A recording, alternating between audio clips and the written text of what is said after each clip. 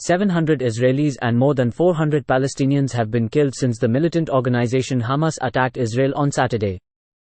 Meanwhile, the Pentagon says that the U.S. military is deploying ships and fighter jets to bolster regional resistance during the ongoing conflict in Israel.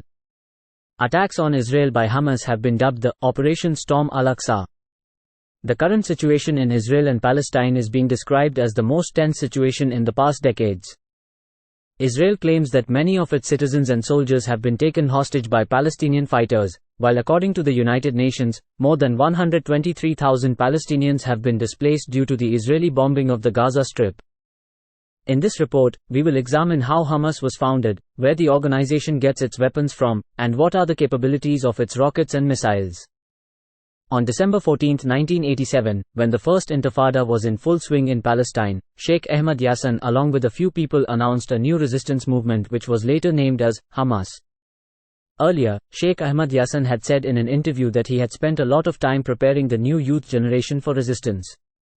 Sheikh Ahmad Yassin, who was killed by Israel several years later, was middle-aged and disabled at the time, and his announcement probably went unnoticed by many at the time. The military wing of Hamas was founded after the declaration of the movement, but the first operation against the Israeli army took place 2 years later when 2 Israeli soldiers were killed.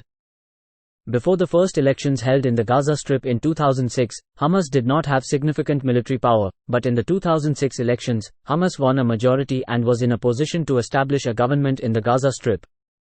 The United States and Western countries rejected the findings and demanded that Hamas renounce violence and recognize Israel. A few months later, clashes broke out between Hamas and the Fatah movement. Fatah is considered the representative party of the Palestinians internationally. However, as a result of these clashes, Fatah members were expelled from the Gaza Strip and Hamas gained complete control of Gaza. How does Hamas get weapons? This is an important question in the controversy that no one has a definitive answer to. However, a few analyses are possible. Hamas started with light weapons and later started manufacturing weapons.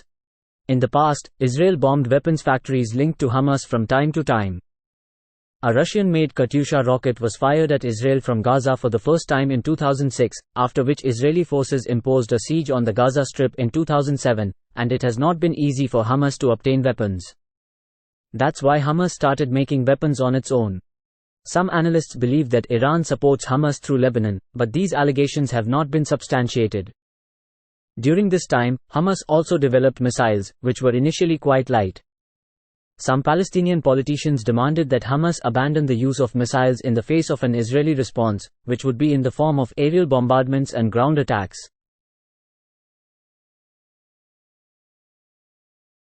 In the year 2007, a new type of war strategy was introduced by Hamas, which was called the Tunnel or War of the Tunnel.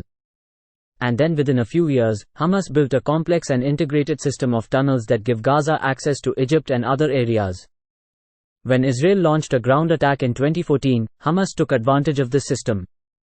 Hamas fighters would suddenly appear, shoot and disappear. Israel tried to destroy the system, but it was not that easy.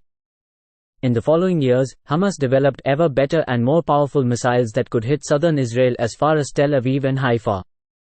Now Hamas missiles can target even Israel's main airports. Israel has often had to lock down entire cities and shelter residents. Because of these missiles, Israel is also facing an economic pressure. A new Hamas capability was also revealed during the recent clashes when gliders were used in the attack.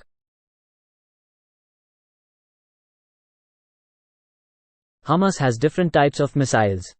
Some of these are believed to have been brought through the tunnels to Egypt. However, the important thing is that the missiles are now manufactured in Gaza. The Gaza Strip now has this capability. Hamas, Israeli and foreign experts believe that Iran has helped develop the missile industry in Gaza. Hamas has a large number of short-range Qassam missiles that can be fired up to 10 kilometers. Al-Quds missile can be fired up to 16 kilometers, while Grad missile system and Sejal missile can be fired up to 55 kilometers. In addition to these, Hamas now has long-range missiles, including the Al-Fajr, which has a range of 100 kilometers, while some missiles have a range of 120 to 200 kilometers. That is, Hamas has weapons that can target Jerusalem and Tel Aviv. From the first Katyusha rockets to new drones, Hamas' military prowess is like an iceberg. That is, more is hidden than what is visible.